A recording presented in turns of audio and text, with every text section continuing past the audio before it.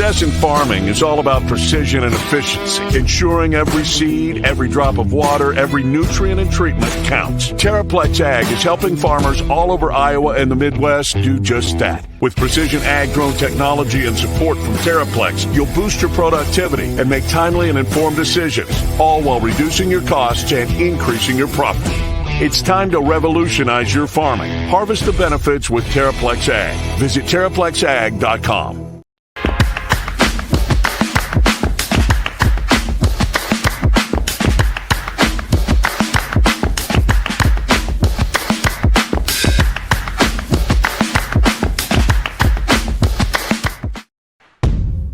Chris Williams, Brent Blum.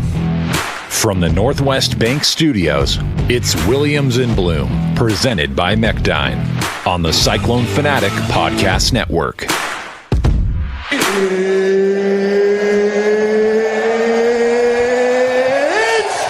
time!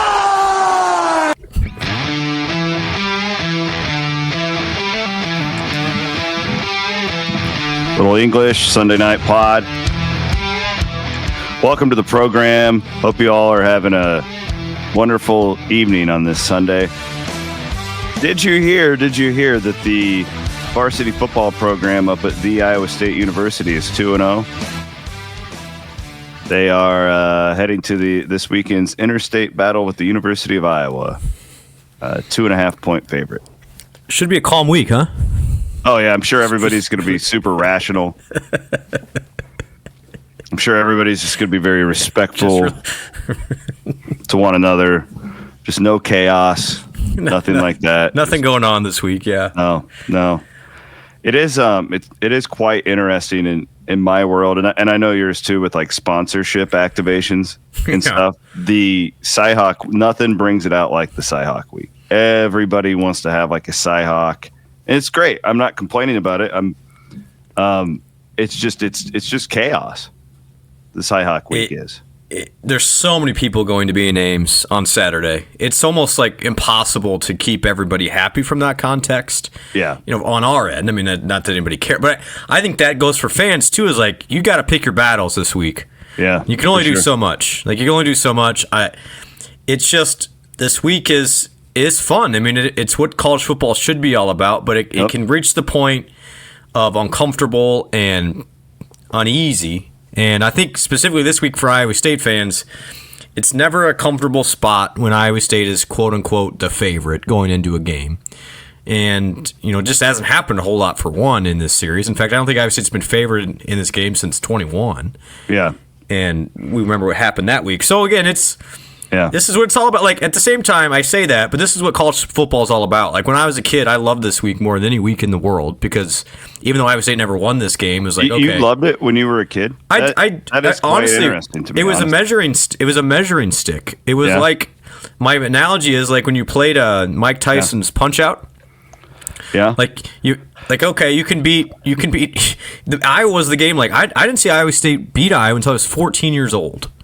So it was always like the mythical. I saw Iowa State beat Nebraska before I saw Iowa State beat Iowa. So it's always been a measuring that like psychological thing over the state. Felt like for a long time. Yeah, and they did it on purpose. And I think there's remnants of that still. Even 27 years later since 1998, and that's what makes this game so fun, but also so emotional. And big week.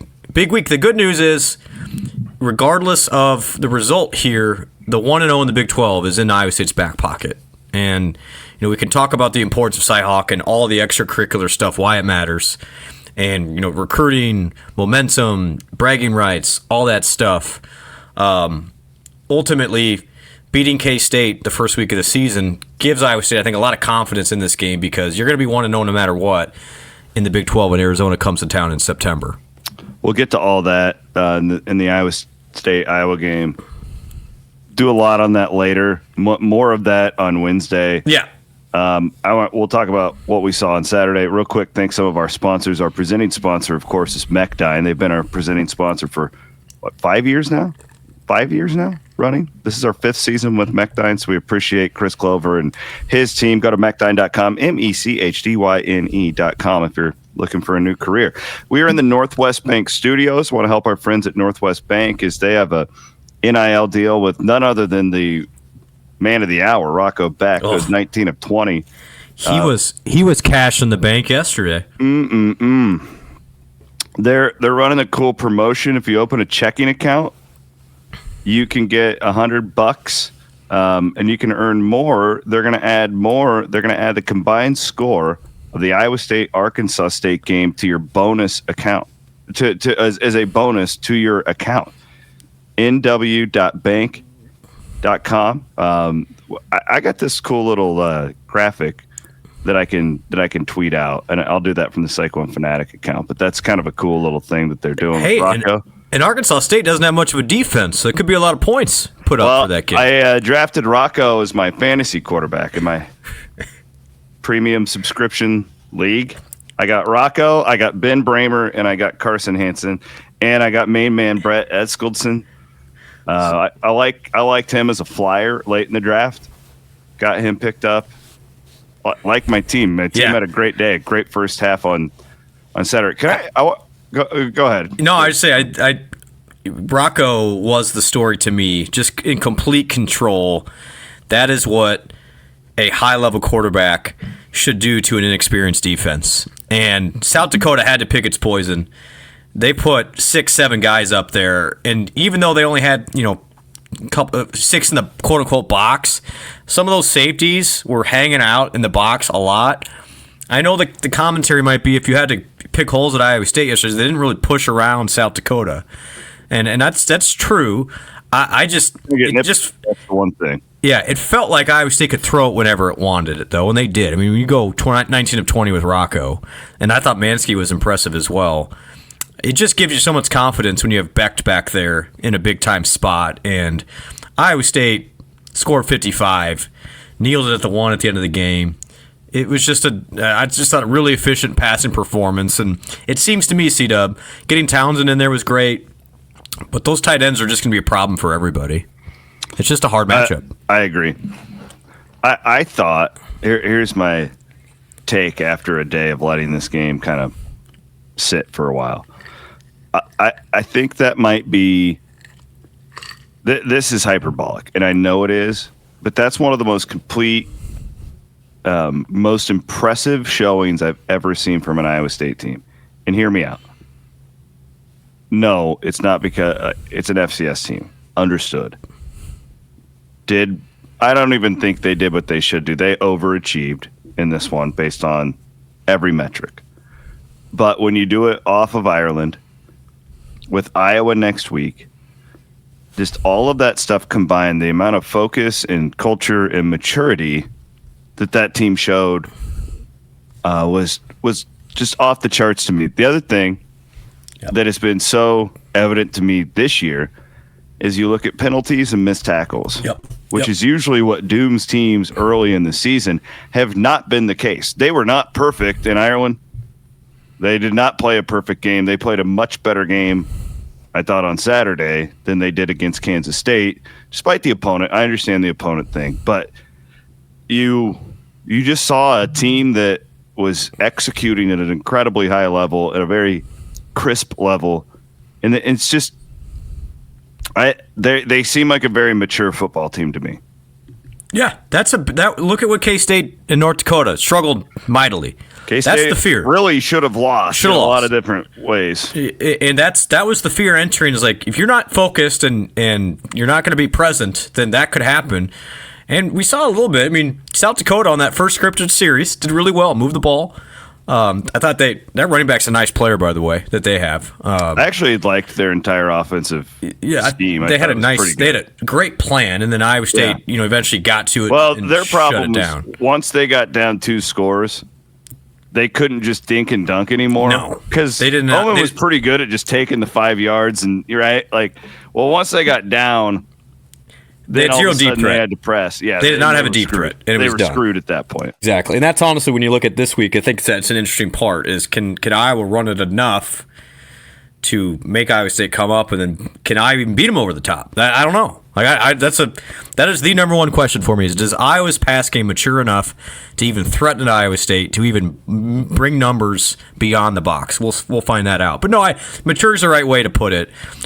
We talked about it all week. Iowa State was only a 2-touchdown favorite and won by 50.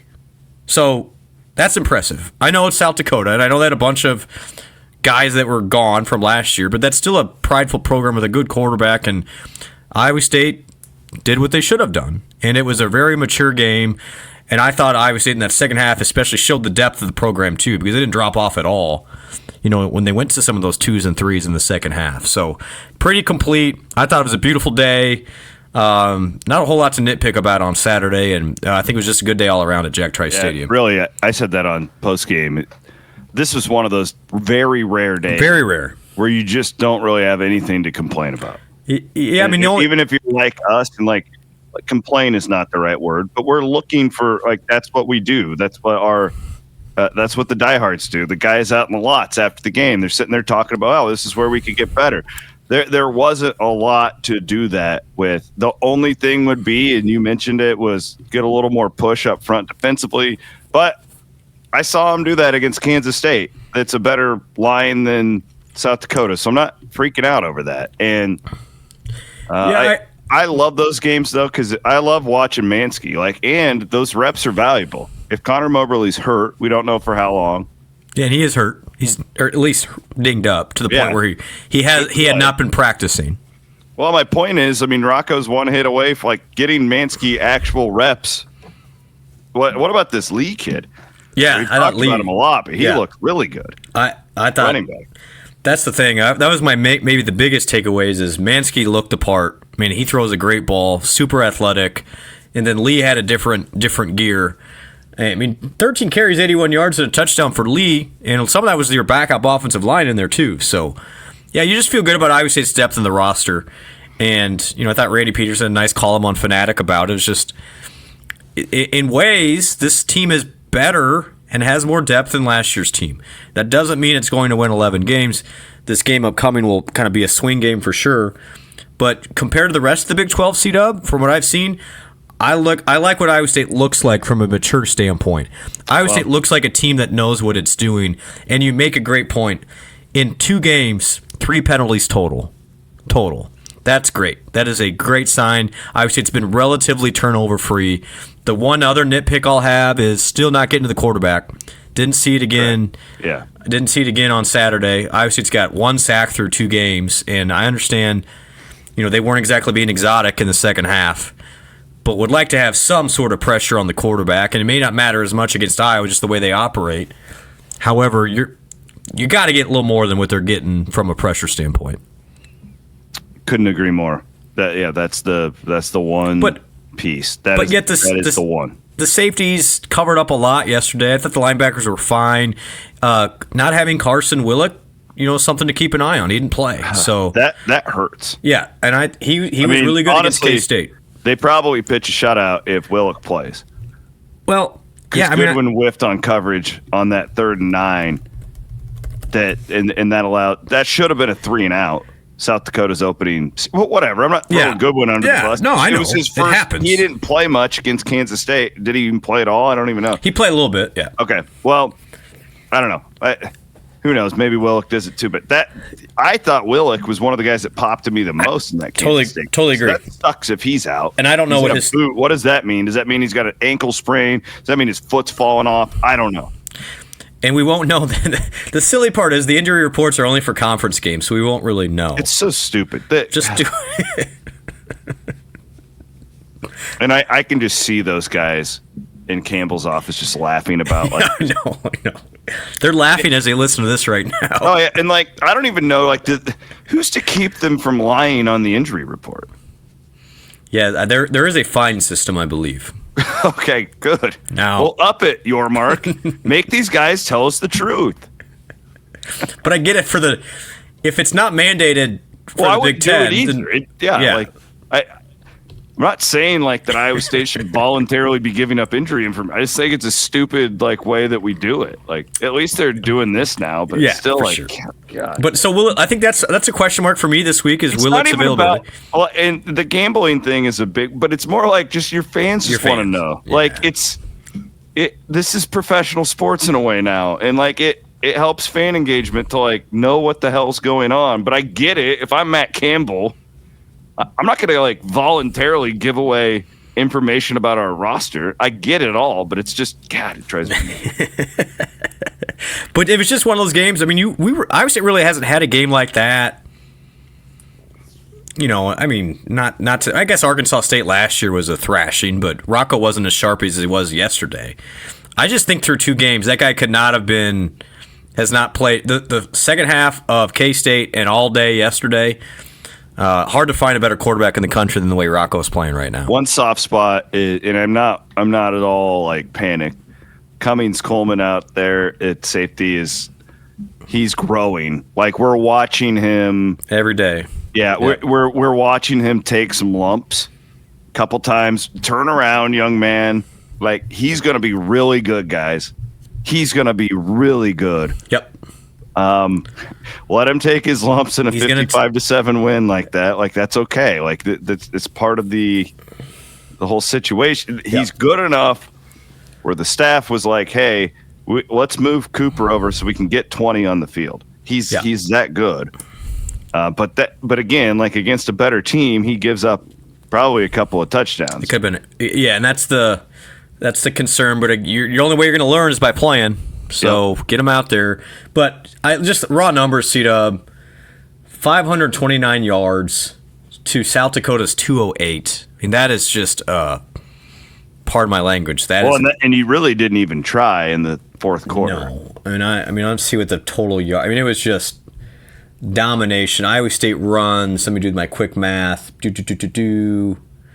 they weren't even at 80 plays. I mean, that was a butt whooping, is what that was. Iowa State only runs 67 plays and gets 529. That is an astronomical yards per play. Astronomical. So, great sign. It's what Iowa State should do to South Dakota. And, I just thought, start to finish, I thought, for the first game, the line, there was the getting in wasn't a huge problem. So, kudos to the game ops people. I thought the production value, the helmet car was nice, a little change of pace. The entrance was fine. For the first game, it was relatively harmless, which is great. The video board looked good. The video board looked awesome. Now, the couple complaints I got from some folks is a little loud. Okay, I'll stop it. This is a football That's right. game. It's a football game, exactly. I want to hear that garbage. I thought it was zero complaints here. Yeah. It's amazing how nobody complains when you win a game 55-7, isn't it? Yeah, if only it didn't rain in the RV lot last night. It was my downer. Boy, we timed that rain out perfectly. It was good. Yeah, the rain was good. Because I more or less got done with post-game with Leah, and it started pouring. And I checked with my wife to see if she had gotten the kids back, and she's like, we just got there like a minute to spare. But, hey, so we are doing something cool this year. When Iowa State wins, we're giving you guys discounts on the Cyclone Fanatic shop. Nice. So you can go to cyclonefanaticsshop.com right now, and I believe they have 10% off on everything is what Martz has.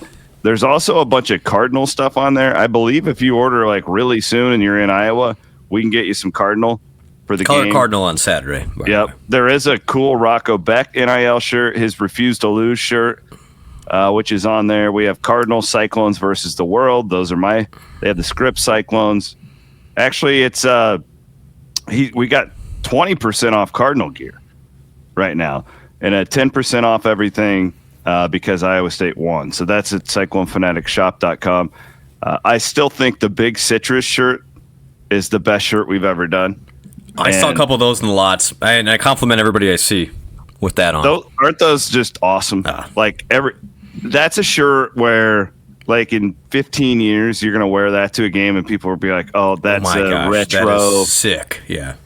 Whatever. I would buy up all these NIL shirts now. I think that I'm doing that like with these cans, these beer cans, the Ames Lager, what's the like back pocket one that the university, like I get all those cans. I'm just collecting them because I think that's going to be really cool someday to have all of them. It's a great way to do that. No, I mean, I even like Jaden and Jalen coming back. I'm like, man, I should have worn my Jalen NIL shirt yesterday, my Jaden shirt. So how about this? All he does?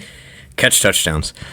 Those two guys stopped by our tailgate for like a half hour yesterday, which was awesome. That Jalen Noah is one of the best smiles. Like he's just a nice man. I don't know Higgins as well. I know Jalen pretty well, but I know Jaden's really cool too. I don't know him as well. And we're not exactly. You've been to my tail. We're not exactly right by the stadium. So those two went out of their way to come see us, and it was funny. Jaden actually peeked around the corner and surprised my wife, and it was neat. Like just. The day like yesterday is what it's all about. You win the game comfortably. You get some legends back. Honoring the 2000 team. C-Dub, I honestly got goosebumps with Max doing the horn, doing the crank horn. The crank horn returned, by the way, to football. I thought that was a nice touch. Good work. Great job. And to have McCarney do it, and then seeing my guys. We do that every game, Bloom? Yeah, we're gonna have a celebrity every game, basically, for that. So. Dude, that's so cool. It's going to be cool. It's like the Vikings and the horn. Yeah, but it's obviously they do it for basketball, so they're just moving it over. Yep. And I got, for his age, he was cranking that thing pretty good. He was, and seeing all those we hung out with Bill Marsoff for a little bit before the game, and seeing Brumsy and Sage and all of our guys from that 2000 Hark. Man, I sent Ben a text, and I thought, by the way, his podcast on Iowa Everywhere was fantastic this morning. Everybody, if you're not listening to that, it's usually up before this one, too. It's called Cyclone Sunday. Aiden Wyatt hosts it with Bruns. Yeah. If you haven't put that in your rotation, you should. But it really cemented for me, C-Dub, the growth of Iowa State. When you go from what Mac built to what Iowa State is now, and just kicking the crap out of a good program, and now Iowa State's going to be in the top 15, most likely. Actually, I texted that to Jamie Pollard Saturday morning. I took my dog on like a 3-mile walk. Yeah. Left the RV lot, walked up around Riemann Gardens, did all that, and I was like, dude, I hope the audio, like you guys take it in for the old timers. I know we have a lot of young listeners too, like people like my daughter who just think Iowa State is Alabama. But like even like just not even when you were a kid on the Hill, okay? Think about when we were freshmen in college. Yeah. Like what that stadium was like on game day, and it was cool. Like, right? We enjoyed our time. I didn't think it was anything else but cool. I think the best thing they've done is that damn bridge. It is awesome when you walk over that and look down at everything happening and just wait till Sci-Town's done. Like that bridge is so cool and it looks so awesome at night. And then the RV Village on top of it, like it was really awesome walking around Saturday mornings, especially when you're 1-0. It was just it's nice, really cool though. A nice, comfortable day at Jack Trice, and I agree, C-Dub. I think it hasn't all happened at once, but for me, it was connecting the dots of that 2000 team to what Matt has built now, and all of the fun steps along the way. And and then just selfishly, it was great to see so many fanatics out in the lots. Love man, it was just a great weekend, everybody, and it was nice for Iowa State to, again, not let anybody down and just put the foot down and, on to Iowa from here. All right, let's thank a couple of great sponsors and we'll move on. We'll have a big Whiffles Hybrids Big 12 segment because our first look at all these Big 12 teams will spend a lot of time on that. Again, we are going to have the Hyper Iowa preview show will be on Wednesday's show. I got a couple Iowa nuggets for you though. Once, okay, it'll take a couple minutes once we get through our great sponsors. I'm also going to have a pretty heavy. Woody's going to join me, and then I believe Chad Lysico, who covers Iowa for the Register, on my CW pod on Iowa Everywhere. I believe we're recording that on Monday, so that'll really dig into the game. We'll give you some insight on Iowa from their side. So look forward to that. But Colin Newell, shout out to him. And all of our friends at Farm Bureau Financial Services. Colin Newell does insurance for Bloom and I both. Does a hell of a job, too. We appreciate him. He hosts Cyclone Reaction with me after the game now. He was fired up. I think that the players, I could see people through the YouTube feed rolling their eyes when I said it was one of the most impressive performances I'd ever seen. But like, I brought that up to Colin, and he was like, "Oh yeah." Just from a player's standpoint, like he knew what they were up against. Yeah. I never thought they would lose to South Dakota, but I did not envision this. Well, and we haven't mentioned Conradi, by the way. How about the school record? 63 yards for Kyle. Neat kid, happy for him, and cool of Matt to give him that moment, by the way. He didn't have to do that, and he drilled it. No, I mean, we talked about it Wednesday. The metrics had Iowa State as a 22-point favorite. Vegas had it at 14.5. Why is that? Because everybody expected a letdown spot after going across the ocean. And K-State did the exact same thing. They left at the exact same time Iowa State did, and they almost lost against to a worse team. Yeah. North Dakota went 2-6 in that conference a year ago. South Dakota went 7-1. And I know they each replaced a bunch, but that was the fear, 100% realistic, that Iowa State was going to not show up, and then you're in a game, and that's what could happen.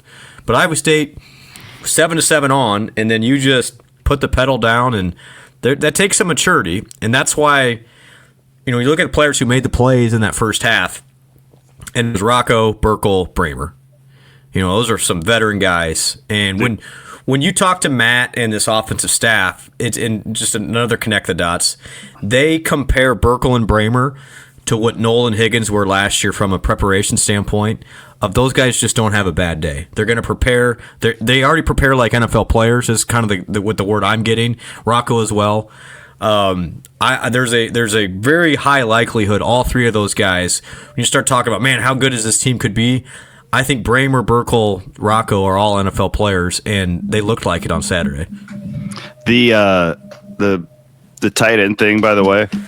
And Tyler Moore had a good day too. Yeah, well, and I need to clarify. You understand that I don't hate tight ends. I know you don't hate tight ends. No, but I had a lot of fans tweet. It was just all in good fun. Yeah.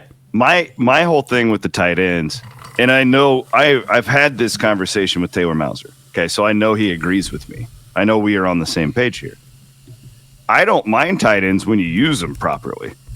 What I hate about tight ends is a lot of times these teams will put three of them on the field and then they just put things in a box. And then it's very easy to defend. You can't get it right. The way they are using tight ends is it's like they're just really big wide receivers who can also block. That's what they're doing. Bramer is a wide receiver who's just massive. He's a huge man. I don't know if you saw my tweet, but it was Meyer to Blythe in the end zone. Yeah, then there was nothing that D-back could do. That poor bastard had no chance. No chance. How about Ben already, through 2 games, has the same amount of catches as he did all of last year and more touchdowns already? Yeah. So again, Ben making this podcast sound really smart. The Ben Bramer monster season has commenced. The other thing, buy your stock now in Townsend. Yeah, great point. That's his stock jumped by about 6% on Saturday. Yeah. It's got another 100% to run. It's yeah, they tried to get so well the ball a couple times too, and it just didn't work. No, that's exactly what Townsend can give him. I loved the gimmick out of the backfield when they handed it off there off a motion. Oh, that was sexy, wasn't it? That was just an. And then I even liked that he didn't score on it. It was his first catch, that little twitch he had. Yes. Made the guy whop, whop. That's what he can do. He's finally healthy. Yeah. He hasn't been healthy since June, so this is great. He's a difference maker. He's one of those guys like Jalen. You give him the ball and say, hey, go make a play. And I'm excited to see what Townsend can do the rest of the year. Wild, too, that I don't know if Overby had he didn't play much, but he was out there. He was out there, yeah. He didn't do anything, but he was out there. I don't even think he had a target, which is I said this to Eric after the game. I was like, what's wild is it going into the game, if you would have said, hey, Williams, rank Iowa State's wide receivers, I would have put Overby number 1. And I didn't even realize until 10 minutes after the game that he didn't have a target. Yeah, he did not. Because it was that dominant of a performance. It's it was barely even. So I don't know. I'm not trying to read into anything. He was out there, whatever. I'm sure he'll be fine against the University of Iowa. But again, this is where I love having Rocco Becht, because he's not going to force it just because it's a guy that should be getting the ball. When you have 8 weapons, I mean, how many guys caught passes yesterday of that 25 passes Iowa State threw? I mean, it was like 6 or 7 of them. Yeah, he's just gonna make more than that play. Actually, and then the majority of them were to tight ends. I mean, he's just and Iowa State's advantage over every team it plays against is going to be the tight end matchup.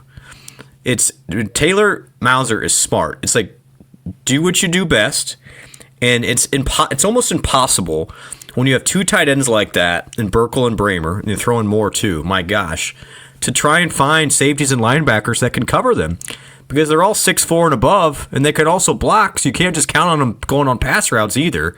It's going to be Iowa State's X factor all season long, and I know Iowa's a different dynamic the way it defends, but I would envision Bramer in particular, and all of them, I guess, will be key factors on Saturday too.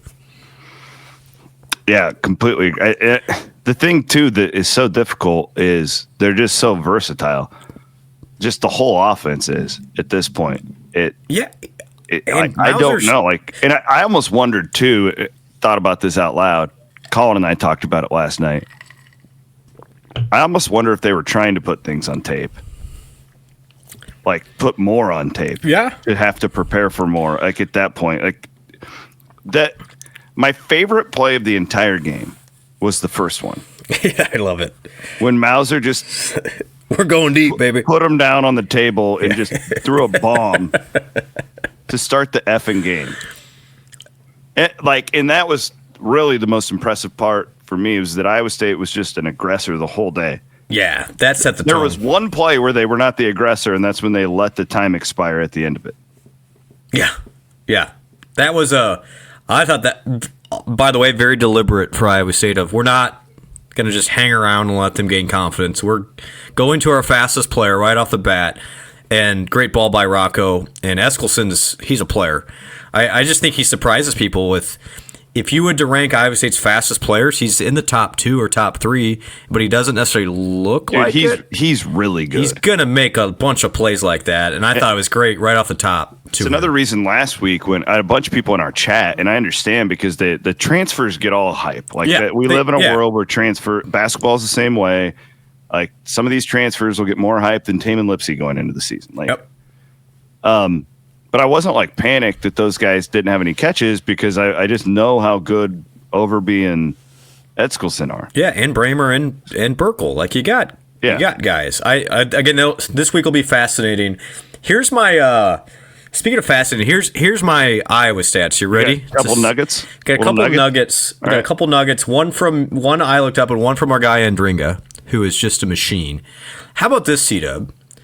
Iowa State has outgained Iowa every year since 2018 in this game. Wow. Every single year, Iowa State has outgained Iowa, and often by 100 yards or more in half of those. Iowa has only been over 300 yards in this game once since 2017. One time, and that was last year with 303 yards. So you're asking, well, what in the world? Why is this series split-ish in the last 7 years? Well, this is the mind-blowing stat of all mind-blowing stats. The last time Iowa State started a drive in Iowa territory and scored was in 2014. Meaning, Iowa State has never gotten the turnover luck in this game. And even if they do get a turnover, it's always on the long end, forcing Iowa State to drive the field. Yeah. Iowa State has started across the 50-yard line against Iowa 3 times in the last 11 years. All of them resulted in 0 points. That's insane. Yeah, that's really crazy. So that's good tip. Thanks, Chip. Appreciate that. So the point is, where Iowa has beaten Iowa State when they've won in this series is turnovers and making the discipline play. Yeah, it's the margin stuff. It's the margins. And arguably, through 2 games, Iowa State's margins, especially, have been pretty good. Now, can you do it against Iowa? And we know they're good at that. It's just like when I start looking at this game, and we'll talk about it more on Wednesday. It's never really been in the last 8 years, which is a pretty significant sample size, by the way. Never really been about Iowa just dominating like it did at times during this series. It's been Iowa State, having bad turnovers, bad penalties, or just dumb things that happen at inopportune times.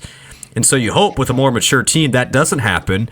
And if it's just talent on talent, the way Rocco's playing, I mean, I'd rather have him at quarterback than what Iowa rolled out there last week.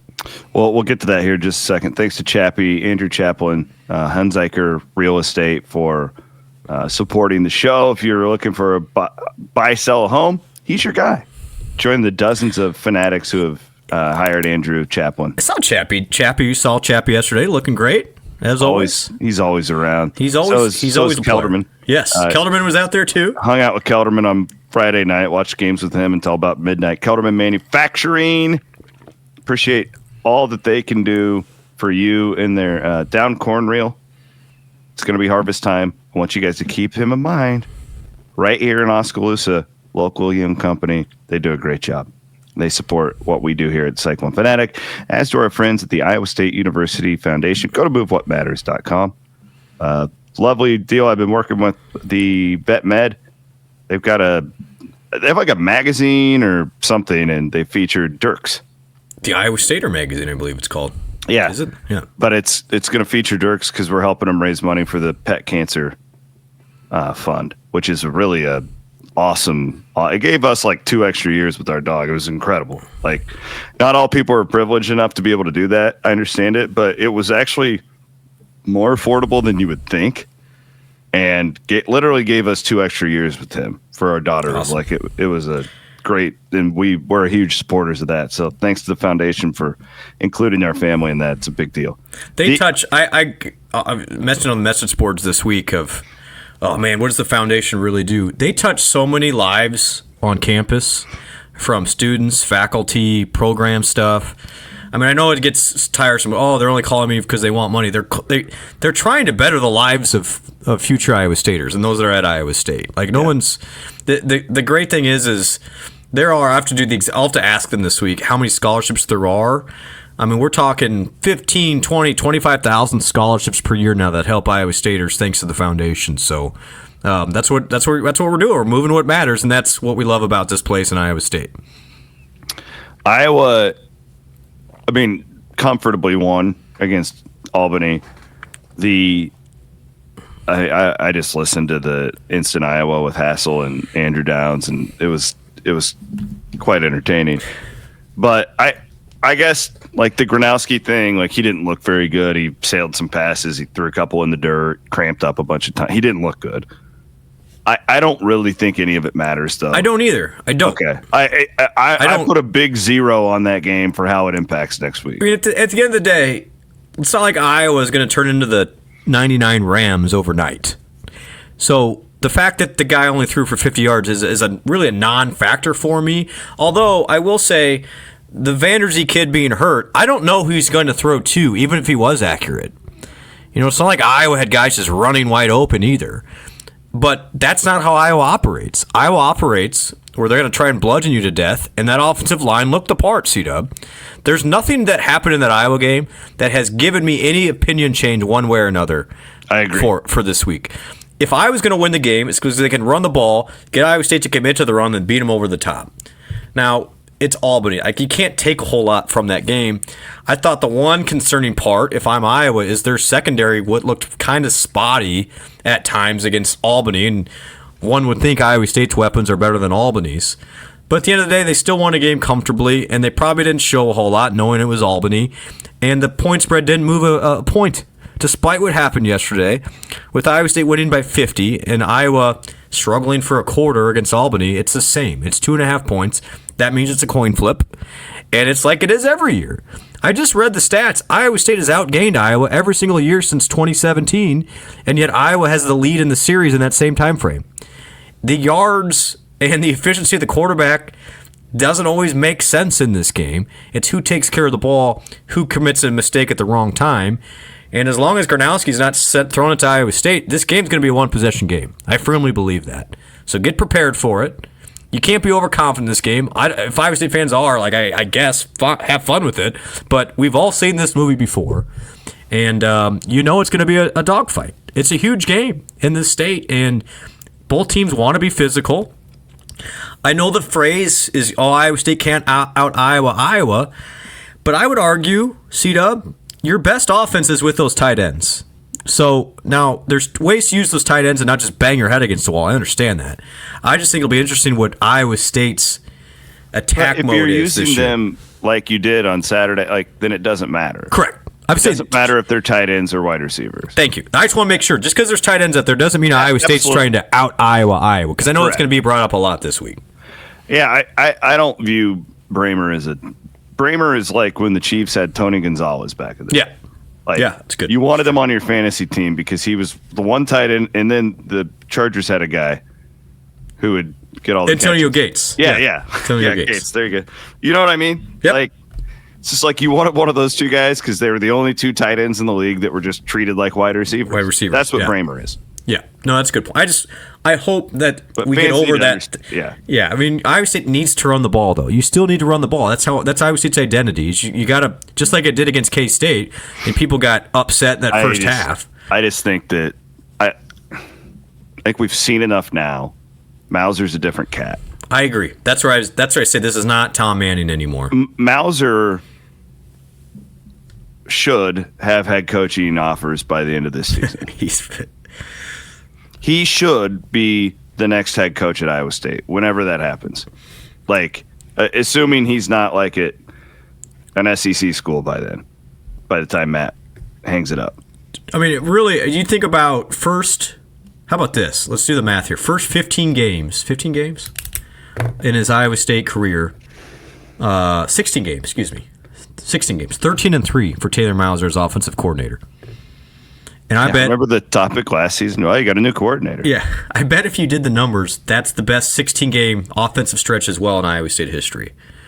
I think Iowa State's been, pretty consistently 400 yards or more in each of those games. Yeah, I told a friend today that I'd love to have seen Brock Purdy play with Mauser. I mean, it's just the thing that Taylor's done, and even yesterday at times, still unpredictable. What you don't know what they're going. You don't know what they're going to do. Even if they roll out the same package, it's and that gives me some confidence on Saturday because he's going to have a wrinkle or two that Iowa. Even the Sama Wildcat thing. Totally agree. And you can do that. Feels really smart with that guy because he's a downhill runner and he gives him a head start and you don't have to worry about him catching the pitch. And even it was a really good play.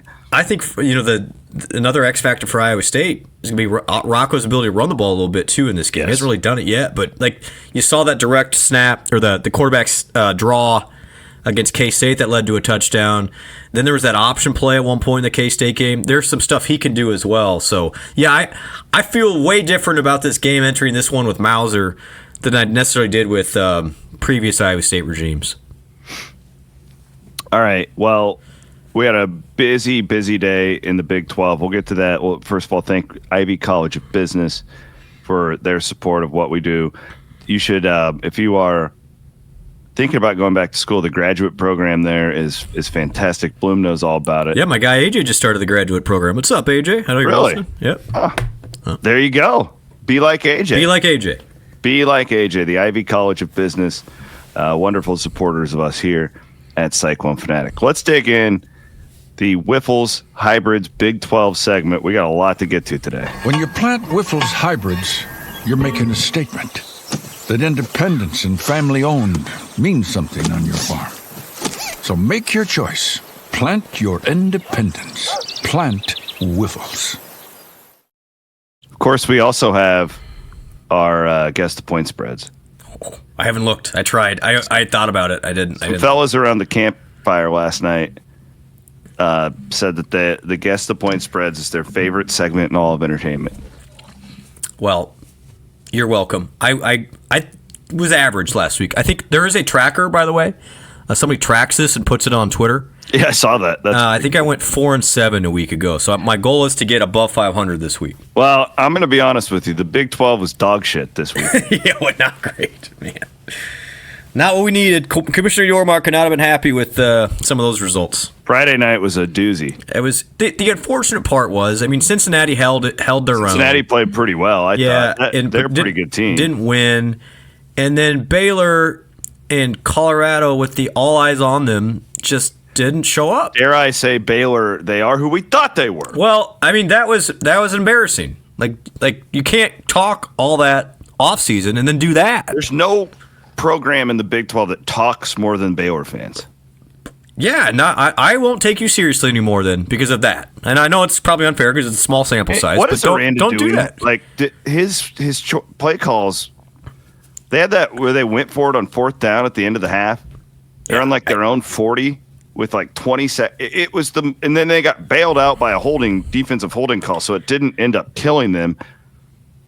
The whole thing reeks of desperation. Maybe they'll flip it around here and go on a run. I don't think he's a very good coach. Well, I think Robertson's really good though. I do too. He's a good popped. quarterback. He's got quarterback. Some good receivers too. And then the trick kid's really it's like they have so much going for him, and yet he got out schemed by Hugh Freeze.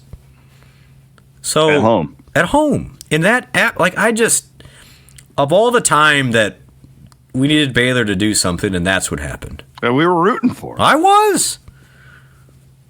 That was painful. And then, trying to think what else happened this weekend. Colorado lost. K-State's effort. I'm ignoring that just with their week. I'm not reading a whole lot. I'm not going to read into that too much either. And then Tech and Utah looked the part. Now, Tech played. So Tech's quarterback got hurt. Yeah, he did, but he's probably going to be okay. Tech basically played Seidel. Let's be honest. And Jeff then, Woody on the call. He did. He did great. And then Utah with the statement win of the weekend for the Big 12 though. So, those guys with Dan Pierre. Read anything into Arizona beating Hawaii by 34? Another good one. No, I think yes, I am. I'm reading that completely because that's a big time win. Keep in mind, Hawaii just beat Stanford. I know. That's why it's like, okay, maybe we all need to pay more attention to that Arizona game. And remember we talked about it this summer. If you talk to the Arizona folks, just say, hey, Brennan was too light of a disciplinarian on last year's team, and they let him kind of just run the show, and that didn't go well. And so even though they got a bunch of new faces, he's kind of put the hammer down, and they looked a lot more disciplined. I'll give them that yesterday.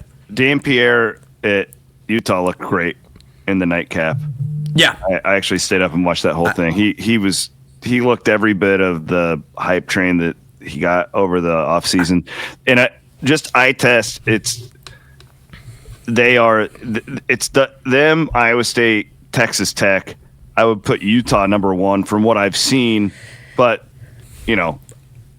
I would say, yeah. But they were dominant against a Big Ten team. Like, they were absolutely dominant in that game. That was never close. And we'll see TCU on Monday night, which will tell us a lot. That's a big spot for them. But I agree, C-Dub. I think through 2 weeks, those three in particular have separated themselves on the 1A line.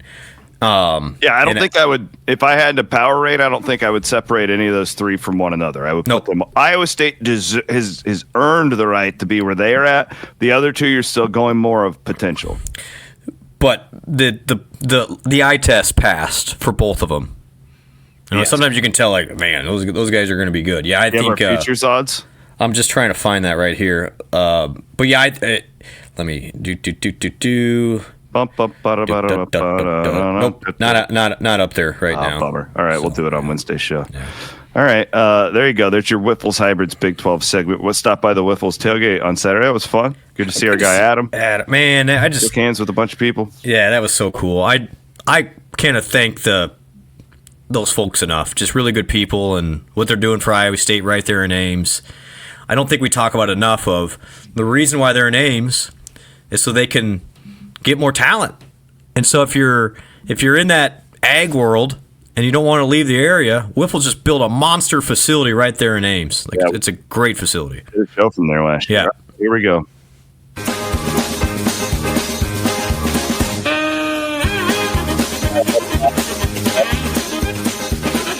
Tens of thousands of dollars on your company's website. Use my guys at Webwise. Diehard Clones. Promise you. They're making one for my book. I got to get that done. All right, guess the point spreads. Bloom was 4-7 last week, we were told. Yeah. Thanks for tracking it, whoever you are, my friend. Yeah, You're Bloom my new friend. Tracker on X. Yeah. Appreciate that. All right, let's see here. So the Iowa State game, It is now 3.5. 3 in some books, but it did steam up a little bit today. Didn't change. You get over a field goal in this game. It's significant. Yeah, big time. Okay, Kent State is at Texas Tech. Oh no! I bet Morton. I will say Morton plays in this game. They might hold him out. Kent State's not good. 42. 48. That's a No. That's a tough break That's right there. a tough loss right there. The Blue Hens from Delaware are at Buffalo. Why? No, I'm not doing that game. Delaware at Buffalo? Yep. What you just said? I'm The not Blue doing Hens, that's Delaware, right? that. Yeah, but why am I picking the Buffalo game?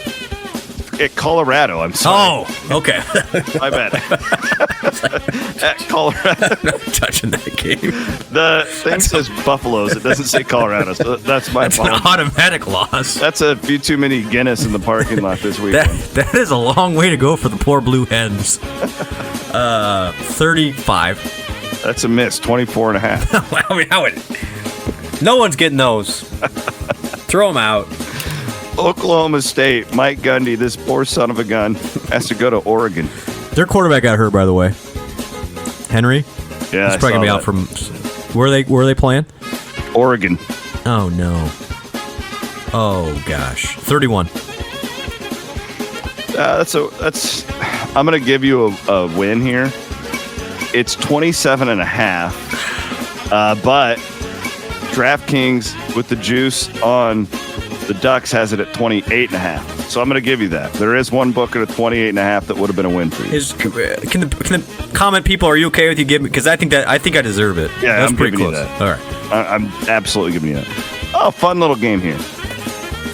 Kansas in Missouri. I want to make sure that this is at Missouri. It is.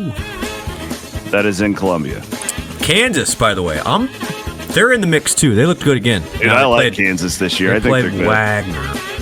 I don't care. I'm watching that offense. That thing's humming, man. Yeah, They're really good. Yeah, we're gonna throw them in the mix too. I'm saying this one is 6.5. 6. That's a win. Congratulations. Ah, interesting. UNI is at Wyoming. You don't have to pick that one.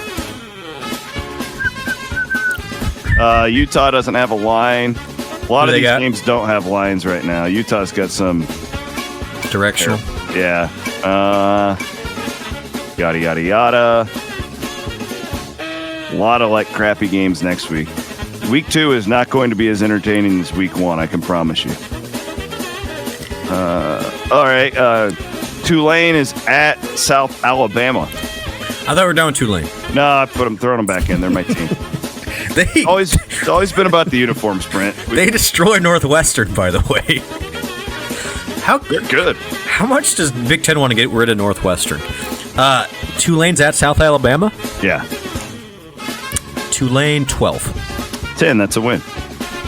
Army is at Kansas State. Oh, bad loss for Army. Army sucks this year, man. That was bad. But K-State, woof. 17. 15 and a half, that's a win. It's getting hot. Houston at Rice, just going across the street. That Houston defense with the shutout. Well, Willie Fritz, man. Rice is terrible. 22. Ooh, big miss. 12 and a half. Ooh. Well, you know what to do, everybody, based on what I'm thinking. Yada, yada, yada. Good one right here. That's a really bad miss. This is a fun one. We could watch this RV Village special on Saturday night. Arizona State at Mississippi State. I like this. Arizona State's a 4-point favorite. 7-point favorite. That's a push. Yeah, I mean, I can't give myself that one. That's power 4 on power 4. That's a miss. Stanford is at BYU. BYU beat Portland State 69-0. Nice. The BYU, well, yeah. This is a interesting game. Who is it again? Stanford. BYU Poor BYU. They tried to schedule like a real team here. Yeah. 20. I'll tell you that Andrew Luck sucks as a GM. Yeah. He's no Derek Hoodger. Do you know the coaches? No. It's is it Frank Reich? Oh, yeah, it is, yeah. What did you say it was? 20. 18 and a half. That's the win. Yeah. Got hot at the end there. Okay. Is that it? I reckon that's pretty good. It, yeah. I think I went above 500, everybody. I think I did. Or at least a push. Yeah, that's not real sexy. It's not a sexy weekend. But we got Cyhawk. So that's all I need.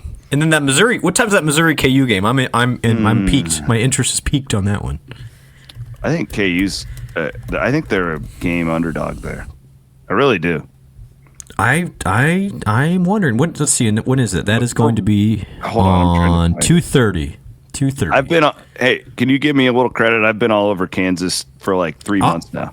This is the team that. Because I just what I'm starting to think. It's the teams, and this would be fade Texas Tech, I guess, even though I thought they looked pretty good. But it's the teams that are more like what Iowa State does, but across the entire board. I'm not interested in the team that took 30 transfers. More often than not. More often than not. Now, it's not always going to work out that way. Sure. Florida State made went undefeated even though they didn't make the playoff with a bunch of transfers.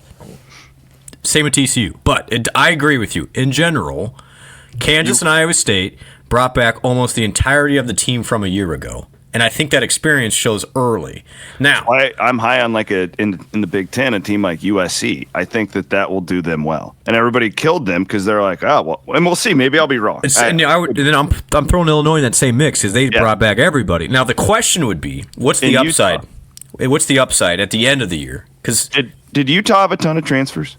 They were middle to pack. Okay, they were middle to pack, but they brought back most of their interior linemen. Yeah, they had their guts back, and then they kind of added around. Correct. They added a bunch of skill around the guts, which is kind of like what it's for. It's to find that edge rusher. It's to get that extra third string corner, or your third corner. Or get a weapon on the outside. Yeah, that's a great point.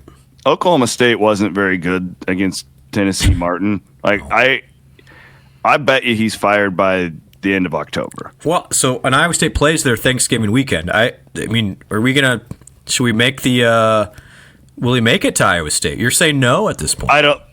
If I had to put a line on it, I would say minus 250 he's fired. Could that be the Gundy Swan song? Is Iowa State walking into the hornet's nest against Gundy, who Iowa State literally ended their one chance to potentially win a national championship. It's McCarney versus Missouri. Oh my gosh, it's all over again. Do we want him to be fired? Because they'll let him. I'm telling you. Yeah. That was like the thing. It's like they had all new, and they did not look very good. And then they go to Oregon. They're going to get beat by 50. They might. And nobody cares is the problem. Like, they're in this territory now where their fan base is just non-existent right now. It's a bad spot, especially in this era when you're relying on financial support to keep it going. It's the worst time to have an apathetic fan base right now. So which is why I'm grateful for all of you. Keep on keeping on. Just keep on trucking. We will fund. We will fund.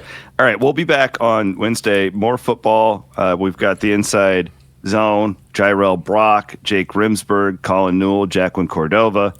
That'll be up on your feed. Get the fellers breakdown. It was great to have them back. Great job, kids. I call them kids now because we're the old people. And then we got Jake Brynn's Daily Clone, which is just killing it. He's doing an awesome job with that. We are hitting on all cylinders here. Cyhawk Week. Cyhawk Week. Hey, we're here. Don't be an idiot out there, everybody. Just let that guy talk. The water cooler. Just let him go. Sometimes silence says more than anything. You don't need to be the loudest person in the room. It's coming from the guy who's usually the loudest person in the room.